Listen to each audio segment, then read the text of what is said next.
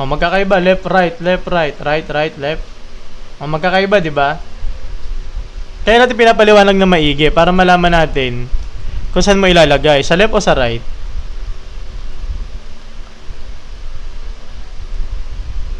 O, di ba? Nagkakalituan. Di ba? Tingnan mo, kahit basahin nyo ngayon, left, right, left, right. Para ka dyan nagmamarcha. Left, right, left, right, left, right, left, right. Di ba?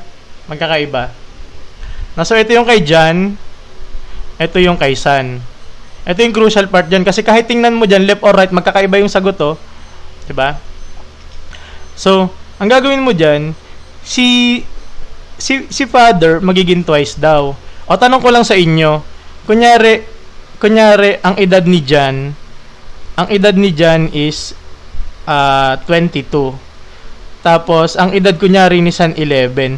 Saan ako magmumultiply? Dito o dito?